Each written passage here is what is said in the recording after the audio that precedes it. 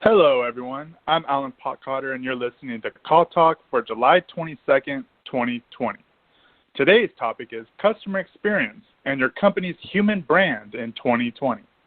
If you're listening live, we invite you to be part of the show and ask questions. Here's how you do it. Email us at calltalk@benchmarkportal.com. I want to remind all of our listeners that all of our shows are archived and available to listen to at Benchmark Portal any time of the day. And now with that, I'd like to introduce the host of the show, Bruce Belfiore.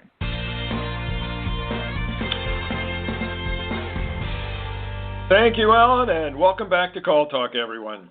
Humanizing customer contact experience has never been more important. In the wake of the COVID pandemic, when people are really craving human interaction, we all need to think about making your company and brand synonymous with empathetic experiences.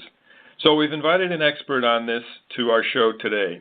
Craig Binkley is Managing Partner of Fidelum Partners, a strategy consulting firm using customer and employee insights to drive loyalty and growth. Before Fidelum, Craig was CEO of Northstar, an award-winning insights agency, and was also EVP of Strategy for MDC Partners, where he led the network's insights into digital transformation that is disrupting traditional market models and overall customer experience.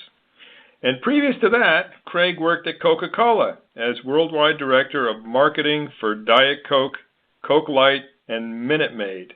Craig, do you have any samples to share? And welcome to the show. No, they make me pay now, like everybody else. and I have to have it home delivered now, I guess, as well. Exactly.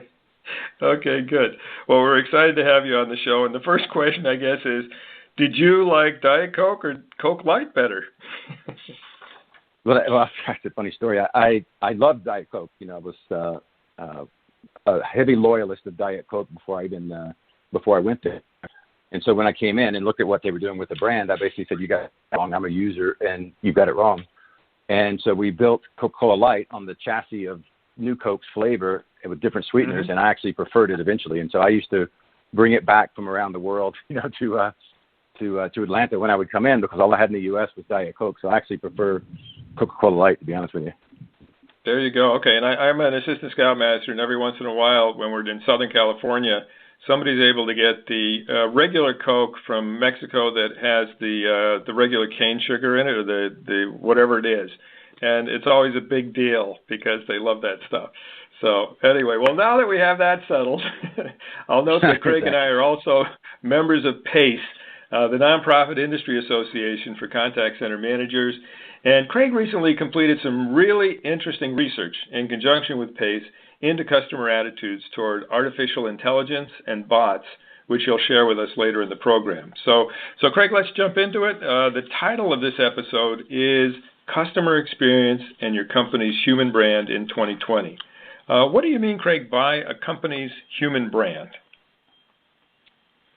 Yeah, so what we think about with the human brand, the founder of Fidelum, Chris Malone, wrote a book called The Human Brand, and it's not that it goes to a fundamental human reality, right? There's a timeless truth of the way that human beings basically have a judgment criteria of things they interact with, and it's a very simple sort of a binary thing. It's kind of warmth and competence, and that's the foundation, and it's proven through time. And so the reason we talk about customer experience and customer service and being in the company's human brand is because that principle still evolves. So companies are brands too, just like people. And so humans don't differentiate. If they look at an animal, they decide, okay, is it competent or not to accomplish its goal, and is it warm towards me or not? So if I see a bear's goal towards me is probably not very positive, and I say it's highly competent of achieving that goal, right? We've got a lot of bears up here in the mountains that are coming lately. So, you look and you say, okay, number one, their attitude towards me is cold, not warm, and number two, they're highly competent to achieve that goal. So if you take that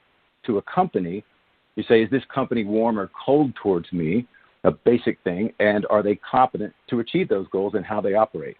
So there's different models for that. If you have sort of a warm and competent, idea, then you sort of get attraction and loyalty out of that.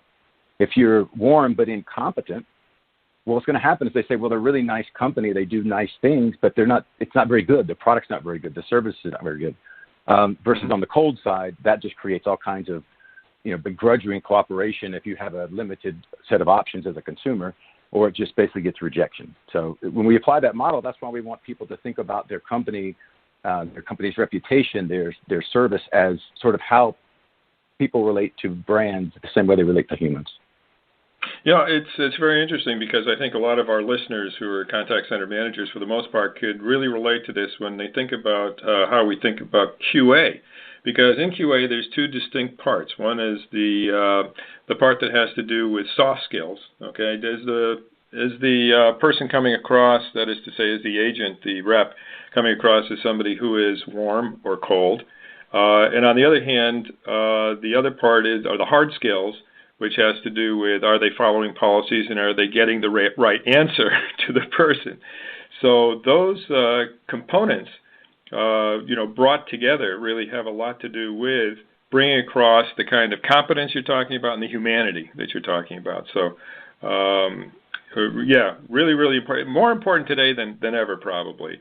So in fact, why is now a good time to talk about the human brand in companies? Yeah, I mean, we're all living through this, that we call it unprecedented, we call it challenging, uncertain, all the words that are being, thrown around about the situation that we all find ourselves in on a global basis. And all of a sudden, companies are in massive transformation by default. Everything's being transformed without them wanting to. You just have to rethink business models, et cetera. And what's happening is every person, every company is being looked at in terms of how they're empathizing with their customers, understand their customers' situation. Are they, being warm and competent towards them? So if you think about empathy as being a key to your reputation, are companies being more human? They're being humanized. They're being forced to address customer service because of what's happening. And then there's a lot of examples out there. I mean, we did a study back in the day at Northstar around, trust with banks and financial institutions. If you go back a decade plus, nobody trusted financial institutions. They were perceived as uncaring. If they were told they couldn't make money one way, they started adding fees another place. And that was a real problem for the industry back in the 2008, 2009 period. And we saw that improve over time. But now, whether it's because of regulation or not, banks are actually dealing with their customers. How do I help you? How can I put this on forbearance? And so, are you affected? Can we help you? And so what's interesting is that companies have opportunities in crisis to rethink this, and they're being forced in this case. I mean, your listeners may have seen this happen in their own businesses. Everybody's having to say, wait a minute, things that nobody paid attention to before, because they were doing transactional kinds of things, or they were measuring small things, all of a sudden they're having to rethink everything. And that transformational time frame is a great opportunity as a crisis to kind of look at what's happening. And there's a very big difference between really what we call the principle of true worthy intentions. So back to your point about the agent, the agent being warm, and are they really showing true worthy intention? Because as humans, we give credit for that. If it's true worthy intention versus what we call sort of corona washing or greenwashing, if you're doing environmental things, there's a lot of companies who greenwash. So they pretend to do things and they try to jump onto the sort of bandwagon. And you've seen a lot of ads, a lot of things, talking about the situation we're in. But if companies, if agents, if all their customer service opportunities, if the way they're bringing products and goods and services to the market shows true worthy intention, that is a key part of this, because a communal relationship, versus a transactional relationship, requires absolute real responsiveness to customer needs. And so you've got to listen for those, you've got to adapt to those, and you can't just say, okay, I'm just protecting transactions. Right. No, again, things that I think we can sort of click into. And your expression there, corona washing ads and greenwashing ads, I think are things that particularly the younger generation is very sensitive to. And actually, that's one of the things that we all need to be aware of, is that there's a heightened sensitivity on the part of our customers toward, the sincerity of the purpose of the companies that they're dealing with. And in a way, it sounds like there's really nothing you can do about that. After all, corporations are corporations, but that's not true. And you've seen it many times, I've seen it many times, where things have actually been turned around in customer contact functions and in other functions in company because from the top you have a mandate that is backed up by, as you put it, true worthy intention, and also support for the kinds of things that are necessary in order to make it true. So, helping out customers during a tough time. We were with one of the very large banks. We ended up with a smaller local bank that was absolutely wonderful, during a whole, period of our growth and everything else. So, I think those points are extremely on point for our audience, because if our audience can actually bring across the true worthy intentions through their agents and instruct them, coach them. This is where it's really important, is the coaching, so that people really understand it and realize that they're part of something that's bigger than just a transaction. It's really important. Well, let me ask you this. How many companies do you think were ready for this kind of onslaught of instant customer service needs from your experience? Well, I think we'll find most of them not. For a lot of things that were happening, some of it because unprecedented, and some of it just because they didn't have, to your point, that true conviction. So transforming things requires, as you said, that deep conviction from the top. And then it requires a way to kind of lead people through that in terms of the metrics that you're measuring on people, how you're dealing with performance, how you're coaching behaviors, all of those things, whether they're the soft skills or the hard skills. And we had done some work way before what happened now, but we were talking to CMOs and CXOs about their readiness of for true customer service. And part of it goes back to the how customer service started, where it sat. Was it a marketing function? Was it a service function? Was it connected or integrated into the other things that the company was doing with their customers? And we found that most of them said customer feedback is common. So people are getting customer feedback, whether it's Net Promoter Score, which we believe doesn't really do the justice to the real loyalty or to the warmth and confidence model, but you're getting sort of customer service measures and customer feedback and doing surveys. With full CX was quite rare. And a lot of that had to do with, to your point, the conviction of the role of customer service and how important that was to the organization amongst the many other things that the C-suite is dealing with. I told on one of the PACE webinars, I told the story about we were working with Michael Dell, and back in the day, Dell they were the ones who personalized your computer. Everything was about true personalization. The text and the specs were around what you ordered online. They made it specifically for you. This was your computer. And then what happened was, if there was something wrong, they were very forgiving, and they would ship you a new computer. They had high margins and things like that. Well, then what happens is once you got some people looking at the metrics there, and they were looking at, for example, the hard things, as you mentioned in the agent business. They were looking at call times, wait times, rejects, and things like that.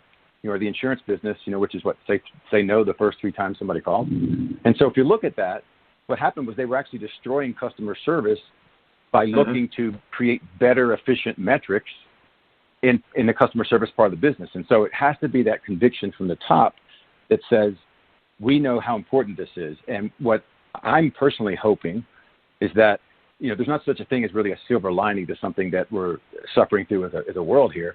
But at the end of the day, the war room approaches that crises create, and all the people out there, I'm sure, we're doing it with board calls and things like that. We're having, war room crisis type of meetings, right, where the people are much more integrated because people understand that there's a systemic problem that needs to be solved systemically versus operating in silos. And so I think hopefully that this sort of situation will do 2 things. One, it will refocus people on the customer relationship and what that means and how to really service that in an integrated fashion. And number 2, how to think about transformation versus transaction. What if I buy this point solution and connect to that one? A lot of the way IT was built was, that's why they called it at EDS, they called it the hairball, was because you had one thing and then you added another thing. This person wanted this information, and that's what created the IT hairball. So hopefully now we're thinking about a more holistic, systemic kind of transformation. And I think that's going to be helpful when we get to what I call sort of new reality. Not necessarily new normal, but new reality, because the reality is that things that are anti-fragile are built to adapt. And I think that's what people are learning now. How do you redo your entire supply chain, your entire route to market, your entire customer service package, at 30,000 feet in the middle of a pandemic and an economic problem. So I think companies weren't ready for this. I'm hoping that the crisis that they're facing, if they approach it transformationally, I think we'll have them coming out better on the back end of it. Yeah. Interesting. You mentioned the Dell example, and we worked with Michael Dell many years ago. And back when people were calling on the phone to order their thing, even before it became popular to do it online. And the advertisements back then were more about their customer contact function than about the machine itself. So it was all about the experience that you had in terms of calling up and ordering your machine. And it was one of the first ads on TV that we in the contact center industry saw. They really put what we did in, highlighted it, really put it in a frame that made it so important. That importance continues to this day, regardless of whether it's a telephone, whether it's something online that we're doing, text, email, chat, etc. And so for everybody listening, those functions continue to be extremely important. Each individual interaction is something that is an interaction with a human being and really plays to what Craig is talking about here. So, points on that, Bruce. Before you, I'll tie back to that, Dell, because it's a great example, and the more it's live, people can see it. You're exactly right. The first thing we did when we went to Dell was we went into their contact centers, and we listened to calls. And so the script and the order in which they talk to people about a warranty versus a computer, think about from a warmth and competence model. If you start talking to me about, do I want a warranty with my computer? Because that's what that group wants to sell warranties, but I haven't even ordered my computer yet. Why are you talking to me about a warranty?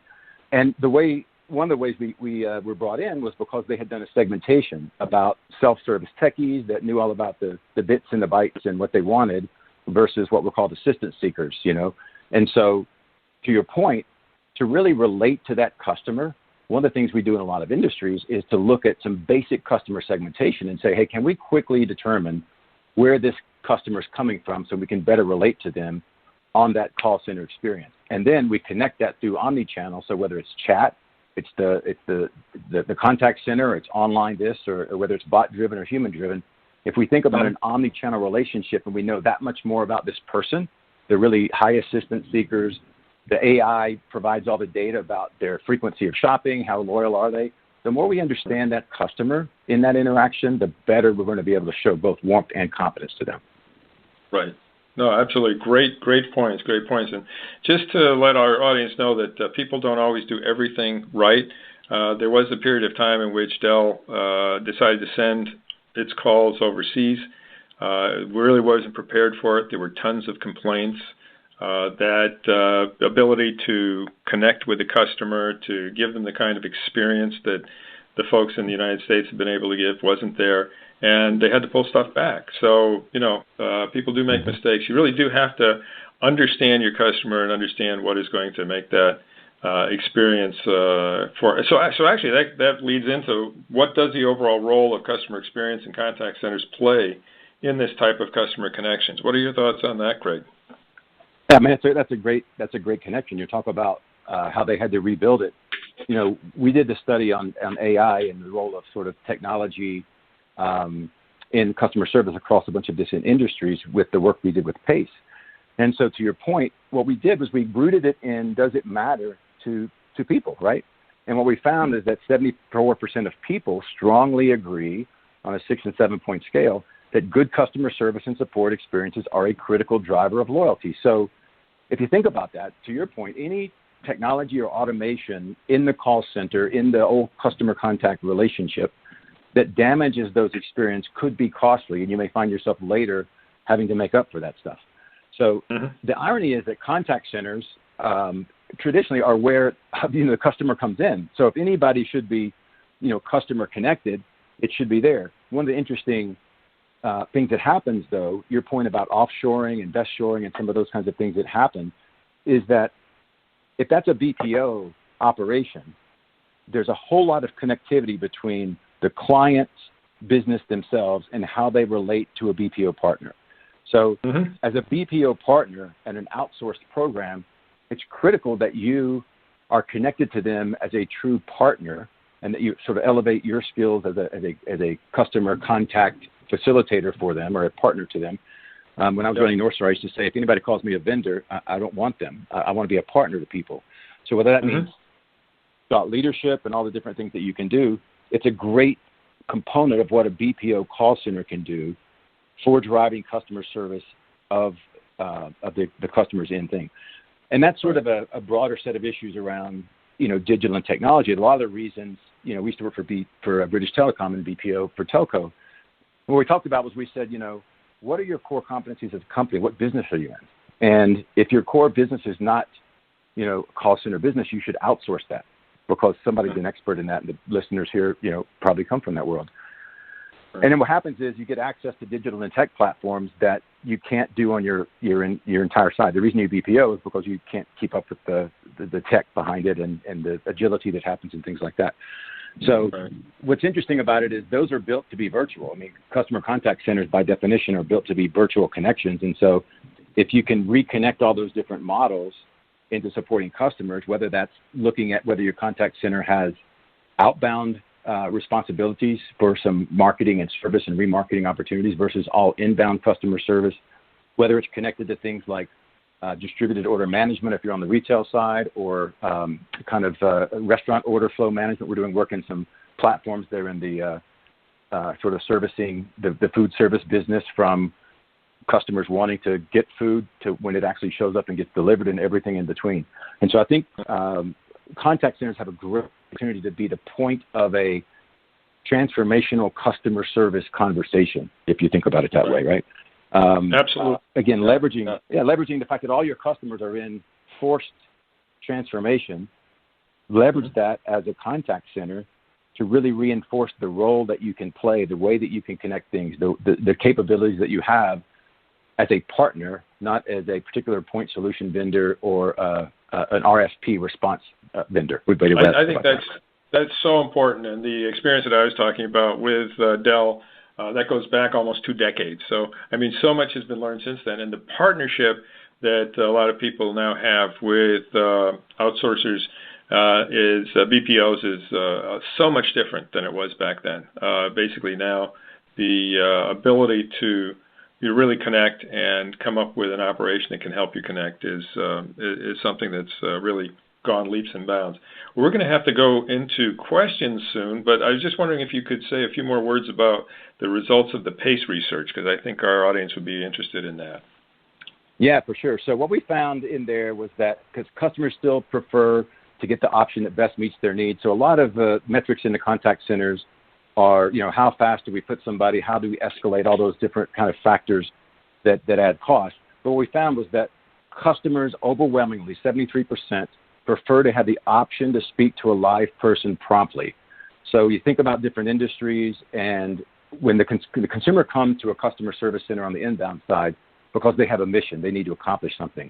And across industries, the more that was to resolve a problem or to do anything other than specific easy tasks like changing passwords or things like that, or getting updates on order status, people want the option to speak to a human. So anything, as you're doing your AI roadmap, anything that doesn't allow that sort of easy button to a human has great potential to destroy loyalty, because we proved that they want humans access, and we proved that the relationship and the service level does tie to business results. So there is an ROI. Okay, so just so that we understand, it's not that they necessarily are going to use the human option. They may be very happy with the AI option if it's well done, but they want to have the option of going to a human if they need to. Do I have that correct or not? Yeah, that's correct. And I think, we talk about AI a lot and say, instead of thinking about it as artificial intelligence, think about it as augmented intelligence, or just simply, I call it assisting Iron Man. So you think about Jarvis, which is, give better information to the agents and turn the agents into Iron Man. Because Jarvis doesn't, do anything that Iron Man does. He just gives them all the facts and figures he needs. And so if we can think about AI as better preparing our agents to be both warm and competent, to your point, hard skills and soft skills, that's a proper use of what we found for AI across industries. It's going to be really interesting going forward because what we found in some studies we've done is that the bot thing is still pretty early going. There's a lot of work that's been done. There's a lot of people in the more advanced parts of our sector who are doing a lot of work with it, but it's still early going for an awful lot of companies, and it's going to be interesting to see how it goes. And I think, though, the principle that you mentioned, which is that get the bots, get the AI as good as it can get, but also give people the option to talk to a human being if they want to, is a very valuable thing to keep in mind. I mean, think about it. Escalation is a fundamental exhibitor of warmth. If I'm willing to escalate your problem to address it, then that by itself shows both warmth and competence. Interesting. Okay, good. Well, let's with that, let's go to Alan because I think he's got a couple of questions for us. Yes, the first one we have is from Jim, and he is asking, what do you think are the best ways to get rep or agent level buy-in for the approach you are talking about? Oh, that's a good question. So we think there's these two sides to transformation. We think there's a customer experience transformation that we've talked about, the conviction of what it means to your business and that you need to execute against it on an integrated fashion. We also are looking at the employee experience for a lot of reasons. One is retention and all those problems that we know we have in places, but also because we fundamentally believe that creating a model where the people that are executing your customer experience, which are your employees, your team members, your agents, they're critical to actually being able to do that, the hard and soft skills that you mentioned before. And so if you're thinking about the best ways to get rep level, number one, you've got to have that transformational agenda and set of convictions that not only address the customer needs, but that address the people's needs. We work on segmentation of actual team members to understand, everybody that works for you is not the same. So you need to understand how to connect to them on their terms, just like you would a customer. Mm-hmm. One of the concepts that we've tried to bring across with regard to training of agents or reps is that supervisors, coaches, should be looked at not as supervisors as much as agent advocates. In other words, they should be the ones who are giving the skills, imparting the skills to the agents so that they can be successful, and that success is going to be to everybody's advantage. And that and to the extent that there are incentives that the centers have for supervisors, for those people doing the coaching, it really should be aimed at saying, okay, how good are you at mentoring and developing these people? So, that's the only thing I'd add there. And to your point, and showing both warmth and competence as leaders to them. What we found out in a study we just did for a client, which is on the employee side, the manager's got my back kind of an idea is huge, right? Showing the opportunities, all those things that aren't transactional, but they're much more relational, communal relational between, quote, leaders or managers and trainers and the actual agents. So I think having that relationship and warmth and competence show on both sides is the key to transformation. Mm-hmm. Excellent. Okay, Alan, do we have another question? Yes, we have the next one from Jerry. He is asking, we are in the insurance industry. What are the specific items that managers in my industry should take away from your research? So, insurance is a very interesting one because, we did work on 6 different industries. We covered banking, healthcare, insurance, retail, some other things. And insurance is an interesting place where people have a lot of options because, insurance moved online more rapidly. And so it really has a lot more digital kind of componentry to it. And so when somebody reaches out in insurance, there's a lot of self-service kinds of things. And so I think that the takeaway there is that when somebody calls on an insurance basis, if it's a policy-based kind of a thing or billing, that's one thing. But when they call and they have to resolve something, whether that's, a case, whether it's health insurance or it's property insurance or property and casualty or auto, then what you've got is a situation where somebody really does need empathy. Somebody really does need support. They need to be listened to. And I think the insurance people should take away that it's not just about being funny on all the commercials, which people have decided that's the way to communicate with consumers for some reason. And I have friends who run those companies. But whether it's humorous or not, when they call up, They don't want a funny gecko. They don't want a guy who talks about mayhem, and they don't care what Dennis Haysbert thinks about stuff. They really have their issue. And so insurance is a very typical, kind of like healthcare. When I'm calling you, I really need you to pay attention to me. And the humanity of that is very critical in that industry. Yeah, no, I'd agree with that. And I've seen a lot of really good examples of management that's able to communicate that to the agents, and the agents then do it. I mean, think about life insurance, for example. I mean, you're talking with people who are oftentimes recently bereaved and are really, struggling with all that. So you have to teach for those things, and those people have to really be able to bring across the warmth that you're talking about. I think we have time for one more question. Sorry, go ahead. Point there, Bruce. The idea of situational empathy, I think, is a key theme that all the listeners should be thinking about, because we see that a lot in healthcare, and to your point, in insurance.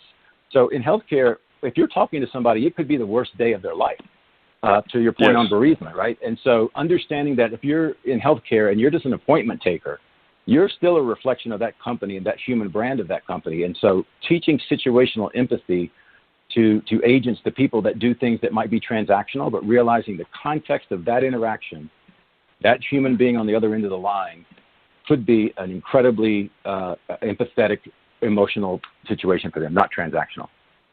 Right. Perfect. Okay. Alan, I think we have time for one more question. Yes, we have one more from Matthew. And he's asking, should I be rethinking the idea of my customer service measurements during this pandemic period? I think people should be rethinking their measurements in general. Again, we kind of argue against Net Promoter Score because it doesn't really fit in a lot of places, versus sort of relational stuff and warmth and competence measures, which we've proven work better to show business results.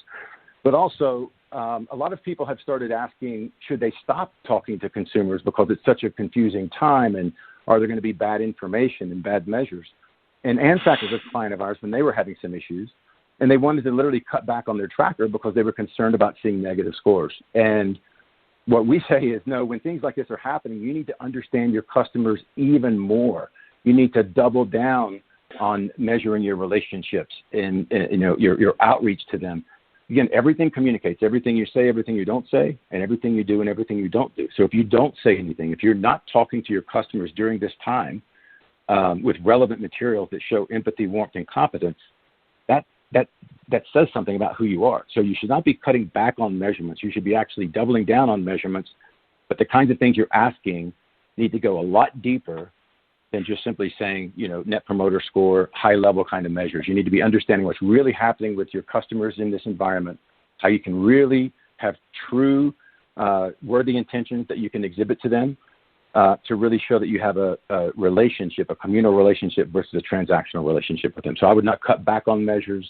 I would definitely be talking to your customers even more, understanding what's going on in their lives and how you can better support that.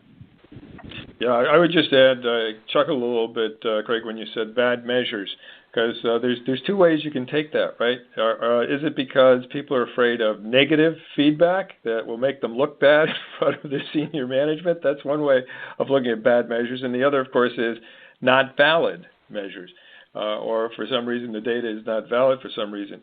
And here we just have to be honest with ourselves and say, look, as you said, we need to cull the data for the validity and the truth that it can tell us, and then do something about it, because that's really the way that you can get better and just be above board about it. I think we've seen in the pandemic those leaders who've talked openly about the problems and the issues and the downside, but then do something about it, are the ones who come through as true political leaders. And the same thing's true for the corporate side. We need to be open to things that are not going well and then do something about them. Well, these have been really, really good insights here, and we're a little bit over our normal time, but I think it's really been worth it. Craig, do you have any last things you'd like to say before we hand things back over to Alan to wrap things up? I just think I would encourage people to look at the PACE information that we developed, for PACE, just that you should be thinking about what that means for you. But where can they find that? Where could they find that, Craig? They can find it at PACE, Professional Association Customer Experience, .com. Yep. but also at fidelum.com you can find it. But I think the thing is to really think about these times as a transformational time. So people are thinking about things transactionally. I need to do this, I need to do that, and that's true. But if there were ever a chance to rethink and just step back for a minute from the weeds and think about kind of what's happening in the world and how you can better serve customers in this experience and how you can better provide value to your own customers as a call center business, to be a true partner versus a vendor, the more people step back and look at this and say, okay, what really does this mean? If there's ever a time to transform and really set a new path around some key convictions about customer centricity, now is the time. Mm-hmm. Absolutely. That's great. And we've been seeing that too. I mean, some people are sort of level setting now. This is a good time to do that. Do your benchmark, find out what your actual performance is against your industry, and where you can then take it from here with the concepts and the ideas that you were talking about, Craig. Well, thank you so much for joining us. This has been a great episode of Call Talk, and with that, I'd like to hand things over to Alan. Thanks again to Craig and to Bruce for your insightful discussion on today's show. We hope you can join us next month for another great show, or look at our huge selection of archive shows on Hot Topics at BenchmarkPortal.com. Then click on Call Talk, where you'll find over 11 seasons. From all of us at Benchmark Portal, keep those headsets steady and your fingers ready. Stay safe and stay healthy. This is Alan Potcotter signing out. Have a great day.